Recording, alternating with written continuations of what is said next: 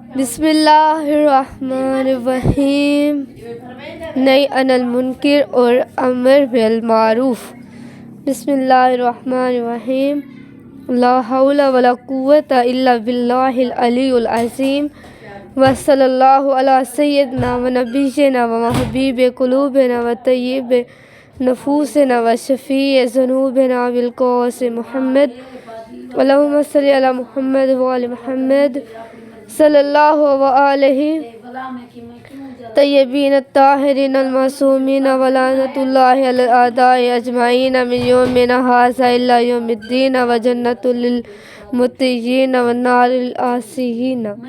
سامعین، جیسا کہ میرا محترم مجمع جانتا ہے کہ میں اپنی تقاریر کے ذریعے نہی عن المنکر اور امر بالمعروف پر زیادہ زور دیتی ہوں، کیونکہ مدینے سے کربلا کی جانب سفر کرنے سے قبل امام حسین علیہ السلام نے جو اپنا مقصد سفر بتایا وہ یہی نہی عن المنکر اور امر بالمعروف تھا.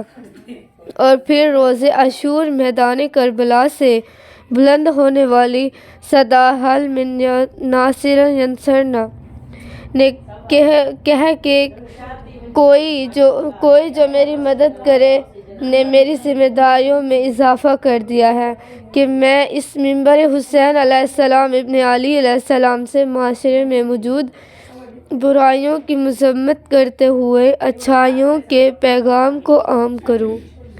میں یہاں پر ایک بات کی وضاحت کرنا چاہتی ہوں، اور وہ یہ ہے کہ اکثر جگہ میں نے کچھ حضرات کو یہ کہتے سنا ہے کہ اگر کوئی برائی کر رہا ہے تو ہمارا اس سے کیا تعلق، وہ اپنی قبر میں جائے گا اور ہم اپنی قبر میں. اور دوسری بات یہ کہی جاتی ہے کہ جب پورا معاشرہ ہی خراب ہے، تنہا ہماری یا چند لوگوں کی کوششوں سے کیا فرق پڑے گا. تو میں چاہتی ہوں کہ اپنے سرنامہ کلام کے موضوع پر آنے سے قبل ان دو غلط فہمیوں کا ازالہ کر دوں. آپ دیکھیں کہ یہ جو کہا جاتا ہے کہ دوسرے لوگ جو کچھ کر رہے ہیں ہمارا اس سے کیا تعلق ہے، ہمیں اپنی قبر میں جانا ہے اور دوسروں کو اپنی قبر میں. تو اس سلسلے میں بنی اسرائیل کے زمانے کا قرآن کریم کے حوالے سے ایک واقعہ آپ کے سامنے پیش کروں گی.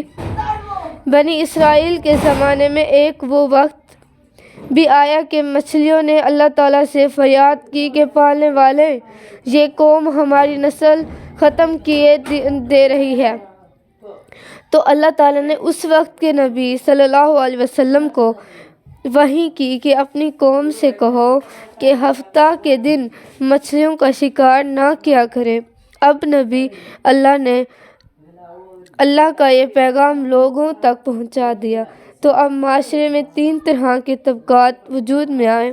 ایک وہ طبقہ تھا کہ جو ہفتہ کے دن مچھلیوں کا شکار نہیں کرتا تھا، اور جو لوگ ہفتہ کے دن مچھلیوں کا شکار کرتے تھے ان کو ایسا کرنے سے منع کرتا تھا. دوسرے وہ لوگ تھے جو ہفتہ کے دن مچھلیوں کا شکار تو نہیں کرتے تھے، لیکن جو لوگ ہفتے کے دن مچھلیوں کا شکار کرتے تھے ان کو وہ منع بھی نہیں کرتے تھے. اور جب ان سے کہا جاتا وہ ان لوگوں کی مذمت کرے اور ان کو ہفتہ کے دن مچھلیوں کا شکار کرنے سے منع کرے تو وہ کہتے تھے کہ ہمارا اس سے کوئی سروکار نہیں، کہ یہ لوگ کیا کر رہے ہیں، ہمیں کل ان کا نہیں اپنا حساب دینا ہوگا. اور اس معاشرے میں اب تیسرا طبقہ وہ تھا کہ جو حکم الہی کی خلاف ورزی کرتے ہوئے ہفتہ کے دن مچھلیوں کا شکار کرتا تھا. تو اب لوگوں کی اکثریت کے مچھلیوں کے شکار کے سبب مچھلیوں کی نسل مزید کم ہونے لگی. تو مچھلیوں نے پھر بارگاہ الہی میں فریاد کی کہ اے پالنے والے، ہماری نسل اب تک ختم ہونے کے قریب ہے، ہماری نسل کو ختم ہونے سے بچا لے. تو اب اللہ تعالیٰ نے نبی اللہ سے کہا کہ اب میں ان نافرمان لوگوں پر اپنا عذاب نازل کروں گا، تو تم میرے فرمانبرداروں بندوں کو لے کر اس آبادی سے نکل جاؤ. نبی اللہ نے ایسا ہی کیا اور اپنے مخلص ساتھیوں کو لے کر اس بستی سے نکل گئے. اب کچھ عرصے کے بعد نبی اللہ نے ان مخلص ساتھیوں سے کہا کہ یا نبی، اللہ ہم دیکھنا چاہتے ہیں کہ ان فرمان لوگوں پر کیا عذاب نازل ہوا۔ اس لیے نبی اللہ نے اپنے ان پیروکاروں کو لے کر اس آبادی میں پہنچے۔ کہا جاتا ہے کہ اس آبادی کے چاروں جانب دیوار تھی۔ اب ان لوگوں نے دیوار سے بستی کے اندر دیکھا کہ اللہ تعالیٰ نے ان کو جانوروں میں بدل دیا ہے، لیکن نبی اللہ کے پیروکاروں نے ان لوگوں کو بھی دیکھا کہ جو ہفتے کے دن مچھلیوں کا شکار نہیں کرتے تھے، تو انہوں نے نبی اللہ سے کہا کہ یا نبی اللہ، ان لوگوں پر اللہ کا عذاب کیوں نازل ہوا؟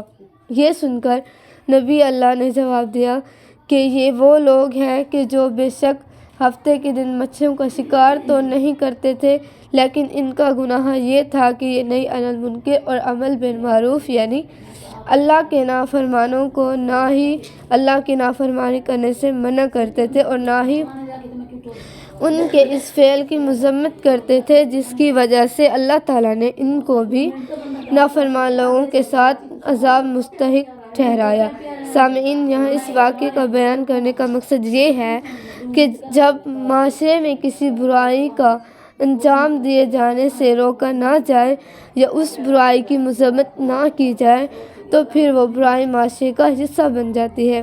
اسی لیے اس سلسلے میں رسول اکرم صلی اللہ علیہ وآلہ وسلم کا ایک مشہور قول ہے کہ اگر کہیں دیکھو کہ برائی ہو رہی ہے تو اگر ہمت ہے تو بڑھ کر اس کو روک دو، اگر ہمت نہیں ہے تو زبان سے اس برائی کی مذمت کرو، اور اگر یہ بھی نہیں کر سکتے تو اس کو دل میں برائی سمجھو، حالانکہ یہ نیکی کا سب سے کم درجہ ہے۔ اب میں دوسری بات کی جانب آتی ہوں کہ یہ جو کہا جاتا ہے کہ اگر وہ پورا معاشرہ برا ہے تو ہمارے اکیلے یا چند افراد کے کچھ کرنے سے کیا فرق پڑے گا۔ اس سلسلے میں سب سے بہتر مثال انبیاء کرام اور رسول اکرم صلی اللہ علیہ وآلہ وسلم کی ہے، اور پھر کربلا میں امام حسین علیہ السلام کا واضح کردار ہمارے سامنے ہے۔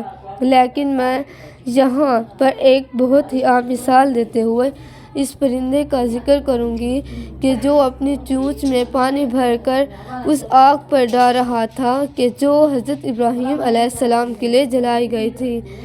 میں یہاں پر ایک اور بات عرض کروں گی کہ یہ آگ جو حضرت ابراہیم علیہ السلام کو ڈالنے کے لیے جلائی گئی تھی، اس کے لیے 18 کلومیٹر کے رقبے میں لکڑیاں جمع کی گئی تھی۔ اس کی وجہ یہ ہے کہ نمرود جو اس وقت خود کو خدا کہلاتا تھا، اس نے حکم دیا تھا کہ روئے زمین پر جتنی بھی لکڑی ہے اس کو جمع کر دیا جائے۔ اس طرح ایک سال کے عرصے میں جو لکڑیاں جمع ہوئی تھی وہ 18 کلومیٹر کے رقبے پر پھیلی ہوئی تھی۔ آج بھی اگر آپ اس جگہ تشریف لے جائیں جہاں یہ افسوسناک واقعہ پیش آیا تھا، وہیں قریب ہی حضرت ابراہیم علیہ السلام کی جائے ولادت پر بنی زیارت گاہ میں وہاں کے خدا آپ کو وہ راکھ بھی دیکھیں گے کہ جو اس آگ کے سرد ہونے کی وجہ سے مرز وجود میں آئی تھی۔ تو میں عرض کر رہی تھی کہ جب یہ پرندہ اپنی چونچ میں پانی بھر کر اس آگ پر ڈال رہا تھا تو اس کے ساتھی پرندے اس سے کہہ رہے تھے کہ کیا تیری چونچ میں بھرے پانی کے ان چند قطروں سے یہ آگ بجھ جائے گی؟ تو اس پرندے نے جواب دیا تھا کہ ہاں، مجھے بھی علم ہے کہ میری چونچ میں موجود پانی کے یہ چند قطرے اس آگ کو بجھا تو نہ سکیں گے، لیکن میں یہ عمل اس لیے انجام دے رہا ہوں کہ جب پروردگار عالم مجھ سے پوچھے گا کہ تو نے اس وقت کیا کیا تھا کہ جب میرا محبوب پیغمبر آگ میں ڈالا جا رہا تھا، تو میں کہوں گا کہ ہے پالنے والے، میرے بس میں یہی تھا جو میں نے انجام دیا۔ اور دوسری بات یہ ہے کہ روز محشر میرا شمار اللہ کے پیغمبر کے لیے جلائی گئی آگ کو بجھانے والوں میں ہوگا، نہ کہ جلانے والوں میں۔ سامعین، تو میں آج بھی اس پرندے کی پیروی کرتے ہوئے یہ عمل انجام دے رہی ہوں، کیونکہ میرے بس میں یہی ہے کہ میں اس منبر حسین علیہ السلام ابن علی سے برائیوں کے خلاف اور اچھائیوں کو اجاگر کرنے کا پیغام دوں گی۔ اس لیے میں نے آج معاشرے میں موجود جس برائی کے مضمرات سے آگاہ کرنے کا انتخاب کیا ہے وہ برائی غیبت کے نام سے جانی جاتی ہے۔ یہ غیبت ایک ایسا ناسور ہے کہ جو انسان کے تمام نیک اعمال کو برباد کر دیتا ہے، اس لیے غیبت کو گناہان کبیرہ میں شمار کیا جاتا ہے۔ اللہم صلی علی محمد وعلی محمد وعجل فرجہم۔ اگر ہماری یہ ویڈیو آپ کو پسند آئی ہے تو ہماری ویڈیو کو لائک کریں اور سبسکرائب کریں۔ اللہم صلی علی محمد وعلی محمد۔